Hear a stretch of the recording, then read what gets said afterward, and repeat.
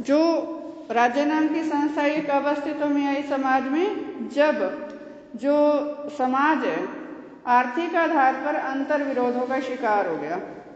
वो अंतर विरोध भी इतने भयंकर थे कि जो दो वर्ग बने आर्थिक आधार पर समाज में, उन दोनों के हित जो थे परस्पर विरोधी थे। उस अंतर विरोध के आधार पर जो समाज में अव्यवस्था की स्थिति हो गई, तो ये एक आवश्यकता महसूस की गई कि कोई ऐसी शक्ति हो जो श्रेष्ठ हो और इन दोनों वर्गों के जो अंतर विरोध हैं, अमीर और गरीब के, उसको कंट्रोल कर सके, उस पर नियंत्रण कर सके और समाज में व्यवस्था स्थापित कर सके। तो ये जो शक्ति के आधार पर संस्था अस्तित्व में आई, इसको राज्य नाम दिया गया। राज्य की उत्पत्ति तो समाज से ही हुई, लेकिन राज्य ने हमेशा खुद को समाज से ऊपर रखा। क्यों? क्योंकि राज्य के पास दंड देने की शक्ति भी है। तो इस तरह से मार्क्सवादी कहते हैं कि जो राज्य नाम की संस्था है उसकी उत्पत्ति समाज के अंदर से ही हुई है, लेकिन धीरे धीरे जो इसका विकास हुआ है, एंजल्स कहते हैं कि विकास के कई पद सोपान आए, अलग अलग इसके स्तर आए। तो उसमें एंजल्स ने अपनी पुस्तक में इसके विकास की भी व्याख्या की है, जिसमें फर्स्ट है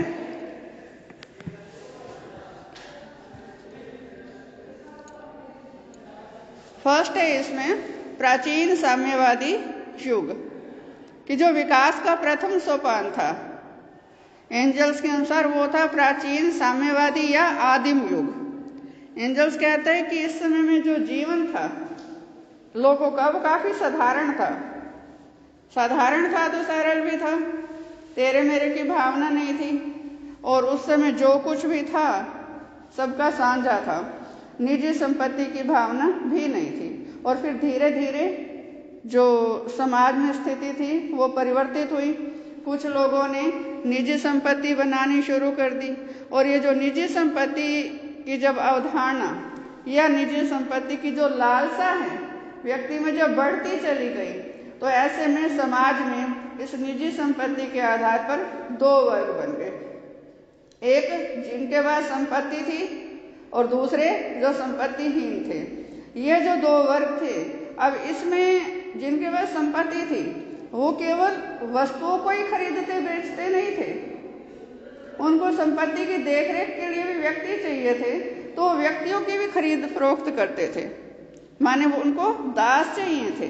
तो ऐसे में ये जो प्राचीन साम्यवादी युग था, इसमें जो संपत्ति के आधार पर दो वर्ग थे, संपत्तिशाली और संपत्तिहीन, ये कहलाए मालिक और दास। ये दास युग था। और ऐसे में इस समय में जो राज्य था, राज्य अस्तित्व में था, एंजल्स कहता है, और राज्य इस समय मालिकों का सहयोग करता था दासों के शोषण में। माने दासों को कोई अधिकार नहीं था, मालिक जैसे चाहे वस्तु की तरह उसको रखे, उसको खाने पीने को दे, और मालिक जो है वो दासों को इतना ही खाने पीने को देते थे कि जिससे वो जिंदा रह सके और काम कर सके। उनको सुविधाएं नहीं दी जाती थी। और ऐसे में जो राज्य है वो भी मालिकों का पूरा सहयोग करता था, माने संपत्तिशालियों का सहयोग करता था। एंजल्स कहते हैं फिर यह आया दूसरा चरण इसका, सामंतशाही का युग। दास युग के बाद जो अस्तित्व में आया वो कौन सा था? सामंतशाही युग। इसमें जो भूमि थी वो उत्पादन का मुख्य सोर्स थी, और ऐसे में इस काल में कुछ लोगों ने भूमि पर इतना ज्यादा कब्जा कर लिया कि वो बड़े बड़े जागीरदार बने। अब भूमि तो इतनी बड़ी कब्जे में कर ली, लेकिन काम कौन करेगा उस पर? काम वही करेगा जिसके पास भूमि नहीं है। जब कुछ लोगों ने बहुत ज्यादा भूमि हथिया ली, तो फिर बाकी हाथ तो खाली रहेंगे, क्योंकि जो सोर्सेज है, प्राकृतिक संसाधन है, वो तो लिमिटेड है। अगर एक ने उस पर कब्जा कर दिया तो बाकी सारे हाथ खाली रहेंगे। तो यहाँ कुछ लोगों ने भूमि पर अपना स्वामित्व जमा दिया, और ऐसे में जो बाकी लोग थे उन्होंने इनकी भूमि पर काम करना शुरू किया। तो इसमें क्या थे? जमींदार और भूमिहीन किसान। श्रमिक भी कह सकते हैं उनको, भूमिहीन किसान भी कह सकते हैं। तो एंजल्स कहता है कि इस युग में भी स्थिति जस की तस थी, कि जो राज्य था वो अस्तित्व में था, लेकिन राज्य इसमें जमींदारों का साथ देता था, जागीरदारों का साथ देता थे, जिनके पास बड़ी बड़ी जागीरें थी।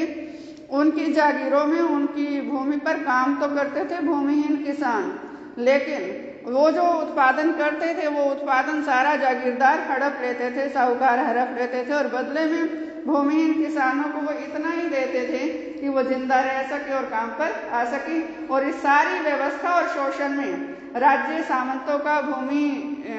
सामंतों का ही साथ देता था, भूमिहीनों का साथ नहीं देता था।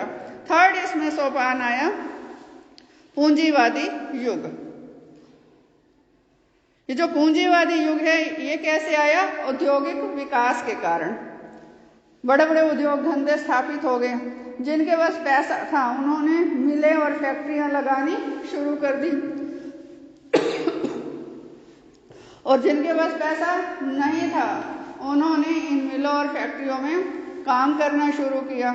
माने इसमें भी दो वर्ग बने। जिनके पास मिलें और फैक्ट्रियां थी वो थे पूंजीपति, और उनके कारखानों में मिलों में जो काम करते थे वो थे श्रमिक। यहाँ भी जो पूंजीपति हैं वो श्रमिकों का शोषण करते थे। क्यों? क्योंकि श्रमिकों के पास केवल और केवल श्रम था। काम आज का आज कर लिया तो ठीक है, उस श्रम की सेविंग नहीं हो सकती थी। आज का दिन ढला तो आज के हिस्से का जो श्रम था वो भी समाप्त हो गया दिन के साथ साथ। ऐसा नहीं है कि वो 10 डेज का अपना जो श्रम है उसको सेव कर लेगा और फिर 11वें दिन या 10वें दिन उसको उचित मूल्य मिलता है मजदूरी का, तो वो 10 दिन का काम एक दिन में कर लेगा। ये संभव नहीं था, और ये बात पूंजीपति भी जानता है और ये बात श्रमिक भी जानता है।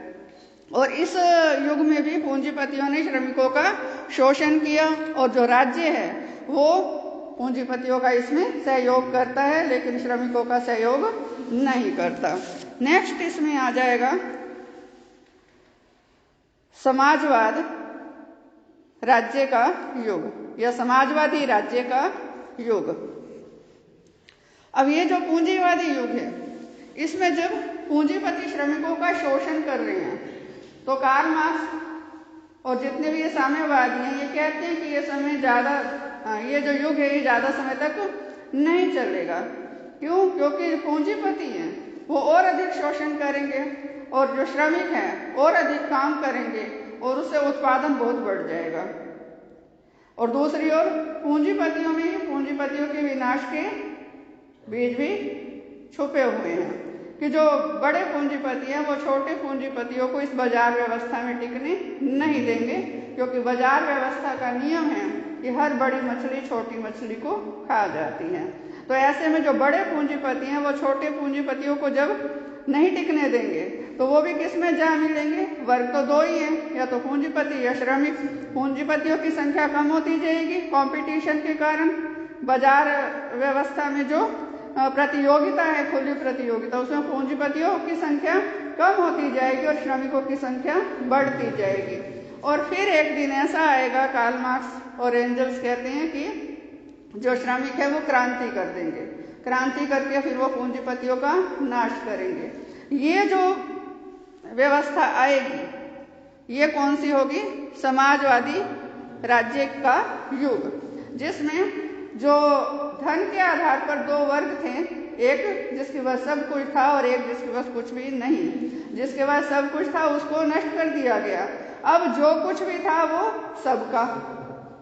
समाजवाद हो गया ना। समाजवाद का अर्थ यही है कि जो कुछ है सबका।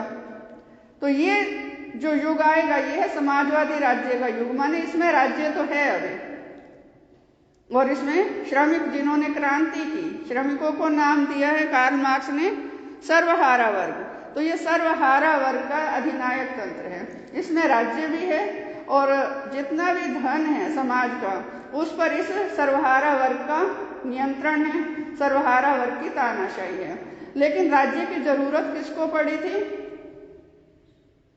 जिनके पास पैसा था, पूंजीपतियों को राज्य की जरूरत पड़ी थी, क्योंकि उनको ही था कि जो अंतर विरोध हैं ये बढ़ते चले गए तो एक दिन खतरनाक स्थिति हो जाएगी। तो कोई ऐसी शक्ति हो जो कि देखने में यूं प्रतीत हो कि वो अंतर विरोधों को हल करने के लिए अस्तित्व में आई है। देखने में, वास्तव में ऐसी नहीं चाहिए थी पूंजीपतियों को। अंतर्विरोध उनको हल करने ही नहीं, क्योंकि उनके जो हित थे वो श्रमिकों के हित नहीं थे, जो श्रमिकों के हित थे वो पूंजीपतियों के हित नहीं थे। उनको तो ऐसी संस्था चाहिए थी जो देखने में प्रतीत हो कि सबके हितों की रक्षा के लिए है, लेकिन उनको हित अपने ही सुरक्षित करने थे। तो ऐसे में अब जो पूंजीपति हैं वही राज्य का उपयोग कर रहे थे। तो मार्क्सवादी ये कहते हैं कि फिर इसके बाद जब सर्वहारा वर्ग की जो तानाशाही आएगी तो राज्य नाम की संस्था का उपयोग ही नहीं रह जाएगा। कोई पूंजीपति तो है नहीं, संस्था का उपयोग नहीं, पूंजीपति जो थे वो एक यंत्र की भांति राज्य का प्रयोग करते थे। तो ऐसे में जब इसका उपयोग ही नहीं रह जाएगा तो धीरे धीरे धीरे धीरे ये संस्था अपने आप समाप्त हो जाएगी। वर्ग भेद समाप्त हो गया, राज्य नाम की संस्था भी समाप्त हो जाएगी।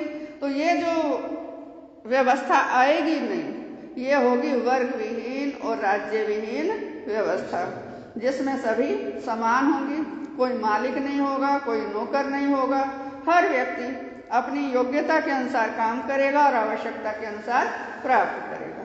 क्लियर है यहाँ तक?